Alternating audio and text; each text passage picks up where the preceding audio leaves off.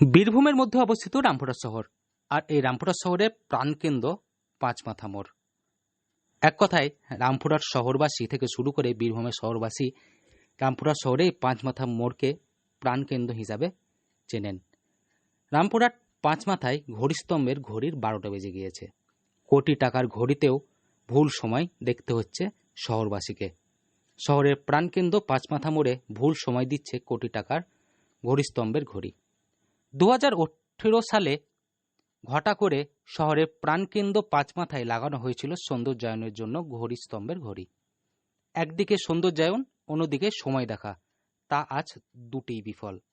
ঘড়িস্তম্ভের ঘড়ি চারদিকে চার সময়, চারদিকে দূর থেকে নজর রাখলে কোনোটাতে 12টা, কোনোটার 9টা, আবার কোনোটা 6টা, আবার কোনোটা 2:30 বাজছে। অর্থাৎ একই শহরের 4 রকম সময়। প্রহর যাওয়ার পরেও সময় পেরিয়ে কাছে এসেও দেখছেন সেই 9:45। সেই একই সময় দেখে অনেকেই হতবাক। রামপুরহাট শহরের আসা বাইরের মানুষজন ঘড়িস্তম্ভের সময় দেখে নিজেদের ঘড়ির দিকে একবার অবশ্যই তাকিয়ে নিচ্ছেন। ভুল সময় দিচ্ছে রামপুরহাট শহরের সৌন্দর্যায়নের অন্যতম ঘড়িস্তম্ভ। কোটি টাকা ব্যয়ে সুউচ্চ ঘড়িস্তম্ভটি তৈরি করা হয়েছিল, তা আজ কার্যত বিফলে গেছে। সেই স্তম্ভের ঘড়িগুলি বর্তমানে গড়বড় করছে। প্রায় 1,24,00,000 টাকা ব্যয়ে নির্মিত এই ঘড়িস্তম্ভের উদ্বোধন হয়েছিল। উদ্বোধনও করা হয়েছিল বেশ ঘটাভাবে। তারাপীঠ রামপুরহাট উন্নয়ন পর্ষদ থেকে এই ঘড়িস্তম্ভ নির্মাণ করা হয়। প্রথম থেকেই ঘড়িস্তম্ভের চারদিকে 4টি ঘড়ির 4 রকম সময় নিয়ে বিভ্রান্ত সৃষ্টি হয় এলাকার বাসিন্দাদের মধ্যে।